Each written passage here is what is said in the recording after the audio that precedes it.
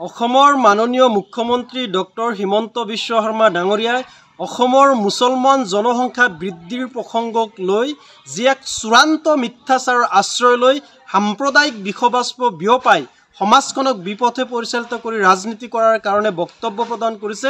আমি সেই বক্তব্যৰ তীব্ৰ নিন্দা জনাইছোঁ, তীব্ৰ প্ৰতিবাদ কৰিছোঁ আৰু তীব্ৰ গৰিহণা দিছোঁ। আৰু এতিয়া আমি প্ৰশ্ন কৰিব বিচাৰিছোঁ যে অসমৰ মাননীয় মুখ্যমন্ত্ৰী ডক্টৰ হিমন্ত বিশ্ব শৰ্মা ডাঙৰীয়া হয় চূড়ান্ত মিছলীয় হ'ব লাগিব, চূড়ান্ত ভণ্ড ব্যক্তি হ'ব লাগিব,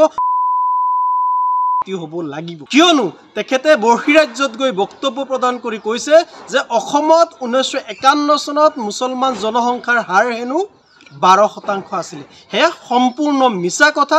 আমি সকলোৱে জানো যে 1951 চনৰ লোকপিয়ল অনুসৰি অসমত মুছলমান জনসংখ্যাৰ হাৰ আছিলে 24%।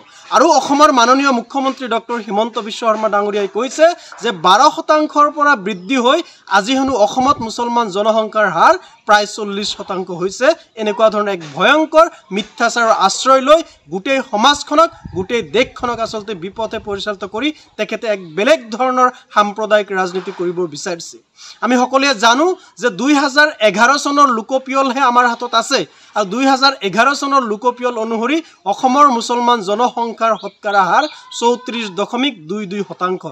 তাৰ পৰৱৰ্তী সময়ত এতিয়ালৈকে কোনো ধৰণৰ লোকপিয়ল অনুষ্ঠিত হোৱা নাই, কোনো ধৰণৰ তেনেকুৱা ধৰণৰ তথ্য পাতি নাই।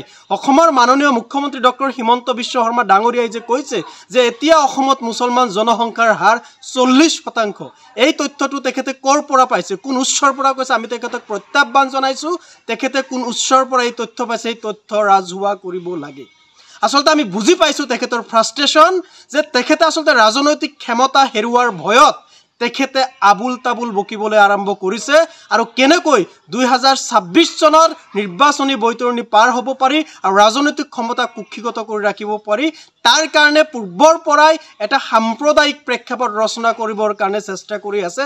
যেতিয়া দেখিছে শৰাইঘাটৰ শেষ ৰাণৰ শ্লোগানে তেওঁলোকক ধৰা দিয়া নাই, আজমল মুখ্যমন্ত্ৰী হ'ব বুলি ভয় খুৱাই যি ইমান দিনে ৰাজনীতি কৰি আছিলে, সেই ৰাজনীতিৰো যেতিয়া এতিয়া ইতি পৰিছে, এতিয়া অসমৰ মূলসুঁতিৰ সমাজখনক, সহজ সৰল সমাজখনক বিপথে পৰিচালিত কৰি সাম্প্ৰদায়িক বিভাজন কৰি 2026 চনৰ ৰাজনৈতিক ক্ষমতা কুক্ষিগত কৰাৰ কাৰণে পূৰ্বৰ পৰাই পৰিকল্পনা প্ৰস্তুত কৰি অসমৰ মুছলমান জনসংখ্যা বৃদ্ধিৰ প্ৰসংগটোক লৈ পূৰ্বৰে পৰা এনেকুৱা ধৰণৰ আচলতে ৰাজনৈতিক প্ৰেক্ষাপট ৰচনা কৰাৰ কাৰণে আচলতে চেষ্টা কৰি আছে। সেই কথা অসমৰ সচেতন ৰাইজে বুজি উঠিছে, সেই কথা আমিও কিন্তু বুজি উঠিছোঁ। কিন্তু আপোনাক এটা কথাই প্ৰত্যাহ্বান জনাইছোঁ, আপোনাৰ এনেকুৱা ধৰণৰ চূড়ান্ত মিথ্যাচাৰ, চূড়ান্ত ভণ্ডামিৰ পৰিচয় দি যিবিলাক ভুৱা কথা, ভুৱা তথ্যৰে সমাজখনক বিপথে পৰিচালিত কৰাৰ কাৰণে যত্ন কৰিছে, তাত কিন্তু অসমৰ ৰাইজে ভুল নাযায়। ইতিমধ্যে অসমৰ ৰাইজে বুজি উঠিছে কেনেকুৱা ধৰণে আপুনি বিজেপি দলৰ লগত জড়িত হোৱাৰ পিছত কেনেকুৱা ধৰণে অসমখনক লুটি পুটি খাই, অসমখনক ধ্বংস কৰি, অসমীয়া জাতিটোক ধ্বংস কৰি কেৱল আপুনি আৰু আপোনাৰ পৰিয়ালে অসমৰ সকলো সম্পদ কুক্ষিগত কৰাৰ কাৰণে ৰাজনীতি কৰি আছে। সেই কথা কিন্তু অসমৰ সচেতন ৰাইজে ইতিমধ্যে বুজি উঠিছে। গতিকে আপুনি যিমানেই ষড়যন্ত্ৰ নকৰক কিয়, 2026 চনত কিন্তু অসমৰ ৰাইজে আপোনাক ৰাজনীতিৰ পৰা সমূলুঞ্চে কিন্তু নিৰ্বাসন দিব, এই কথা কিন্তু আপোনাক জনাই।